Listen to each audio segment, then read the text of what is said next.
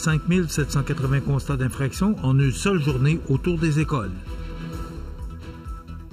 Remaniement ministériel, l'économie doit redevenir la priorité, plaide la Chambre de commerce locale. Saint-Pascal de Kamouraska met la culture à l'honneur lors des Journées de la culture.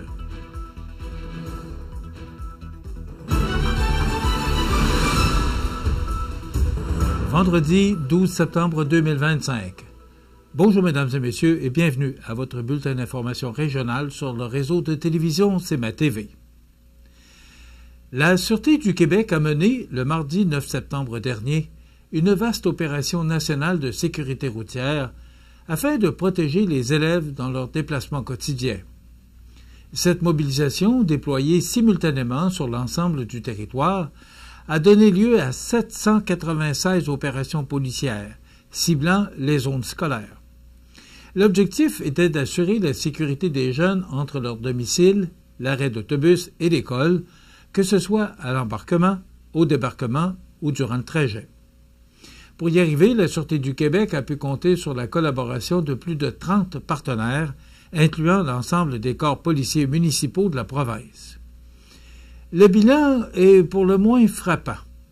Au total, écoutez bien, 5 780 constats d'infraction ont été remis en une seule journée, dont 2 640 pour excès de vitesse, avec près de 1 454 élèves directement en zone scolaire.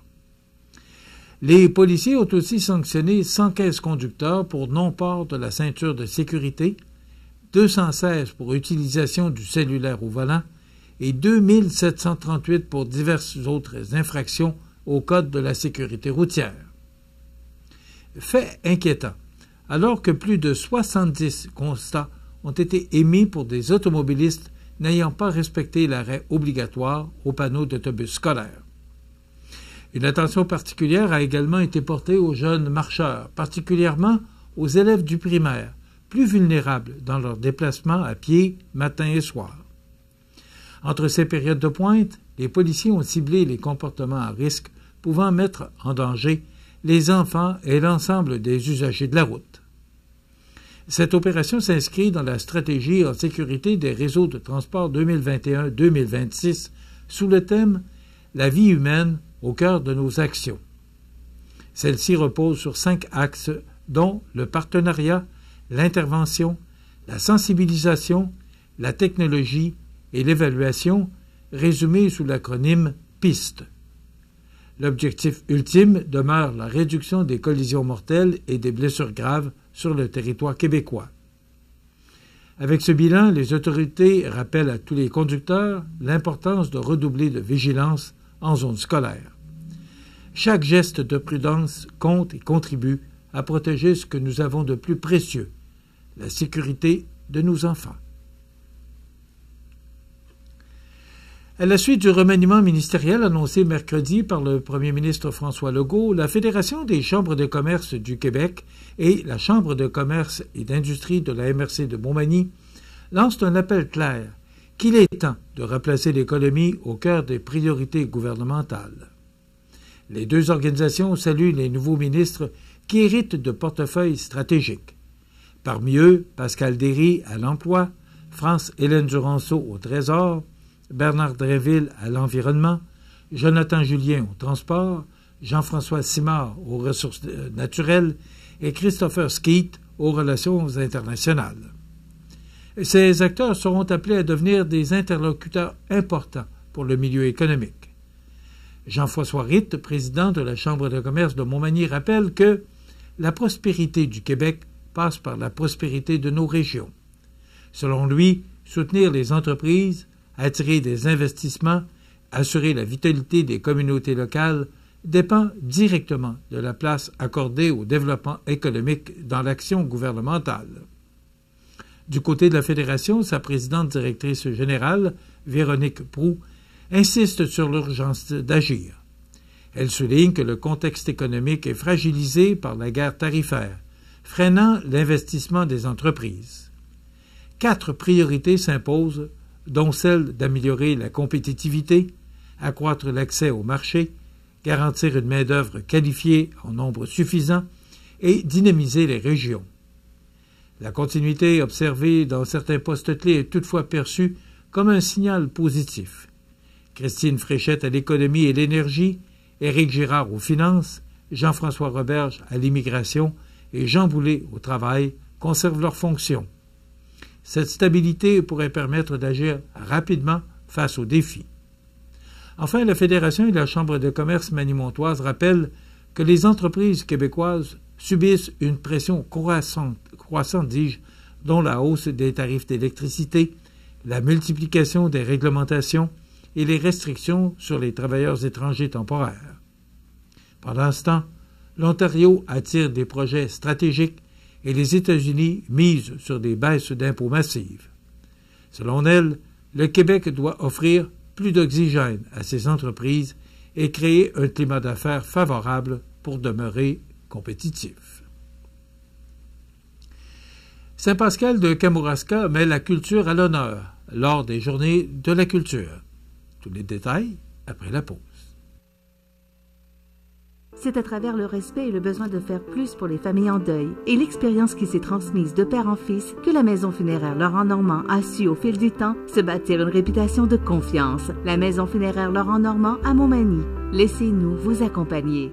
Le restaurant Pizzeria Porto Bellissimo, un incontournable à Saint-Jean-Port-Joli. Pizza débordante de garniture, menu varié et abordable. Délicieux desserts avec des produits de grande qualité des gâteries de l'Ami. Porto Bellissimo et les gâteries de l'Ami, route de l'église à Saint-Jean-Port-Joli. Le bijoutier Carl Poulain à Montmagny offre une sélection diversifiée et raffinée de montres, bagues, bracelets et autres accessoires de luxe pour hommes et femmes reflétant l'engagement envers l'élégance et la qualité. Le bijoutier Carl Poulain à Montmagny, où chaque bijou raconte son histoire. Vous regardez CMA TV, le réseau de l'information sur la Côte-du-Sud. La ville de Saint-Pascal, dans la MRC de Kamouraska, se prépare à vibrer au rythme de la créativité et du partage les 26 et 27 septembre prochains à l'occasion des Journées de la culture. En effet, le comité Art et Culture convie toute la population à 2 journées festives où lecture, art et cinéma se rencontreront dans une ambiance inclusive et rassembleuse. Le coup d'envoi sera donné le jeudi 26 septembre dès 19h30 à la place de l'Expo située sur la rue Taché. En collaboration avec le marché aux puces de Saint-Pascal, le comité dévoilera ses toutes nouvelles boîtes culturelles. Installées à 4 endroits stratégiques de la ville, ces boîtes citoyennes offriront à chacun la possibilité de prendre ou de déposer livres, CD, DVD, matériel d'art, casse-tête ou encore jeux de société. Une initiative gratuite qui vise à rendre la culture accessible à tous. Après l'inauguration, le public sera invité à rester sur place pour la projection en plein air du film « La petite et le vieux », une œuvre émouvante qui promet de séduire petits et grands. Les spectateurs sont même invités à apporter un livre pour participer à un tirage et courir la chance de gagner un prix. Popcorn et rafraîchissements viendront agrémenter cette soirée conviviale. Le vendredi 27 septembre, place à l'art en nature avec le parcours éphémère présenté pour une 3e édition sur le chantier de la montagne à coton. Artistes amateurs et professionnels y créeront des œuvres éphémères ou l'art à partir de matériaux naturels. L'inauguration officielle se tiendra entre midi et 14 heures, accompagnée d'un dîner gratuit. Ces créations originales resteront visibles tout l'automne, offrant aux visiteurs une expérience sensorielle unique. Avec ses activités diversifiées, Saint-Pascal souhaite éveiller la curiosité artistique et rapprocher les citoyens de la beauté de leur environnement. 2 rendez-vous à inscrire à l'agenda pour célébrer ensemble l'art et la culture dans toute leur simplicité et leur richesse. Le rideau est tombé sur une saison historique au théâtre Beaumont-Saint-Michel marquée par les célébrations du 50e anniversaire. En effet, plus de 25 000 spectateurs ont répondu présents au cours de l'été, confirmant, une fois de plus, la place incontournable qu'occupe ce théâtre dans le paysage culturel de la région. Lors de la réception qui a suivi la dernière représentation, le propriétaire et producteur Claude-André Roy a profité de l'occasion pour annoncer une importante nomination, soit celle de Gabriel Simard à la direction artistique du théâtre. Comédien de formation, diplômé du collège Lionel Groulx en 2015, Gabriel s'est illustré tant sur les planches que sur le petit écran. On a pu le voir dans plusieurs séries télévisées populaires comme Stat, Toute la vie, En tout cas, Clash et District 31. Déjà bien connu du public du Théâtre Beaumont-Saint-Michel, Gabriel a participé activement aux activités estivales du théâtre depuis 2022. Il y a tenu des rôles dans Une heure de tranquillité et Haute fidélité, tout en agissant comme assistant metteur en scène. Plus récemment, il a coordonné avec succès les célébrations du 50e anniversaire en 2024-2025. Le nouvel artisan de la direction artistique a d'ailleurs partagé son enthousiasme. « Je suis reconnaissant et profondément fier de participer au rayonnement du Théâtre Beaumont-Saint-Michel, dont je suis amoureux pour son unicité, sa mission et son cœur. » Le théâtre donnera rendez-vous à son fidèle public dès l'été prochain. Le titre du prochain spectacle sera dévoilé en octobre prochain, marquant ainsi le début d'un nouveau cycle de création. Une page se tourne, mais l'histoire continue de s'écrire, toujours avec passion et complicité entre les artistes et le public.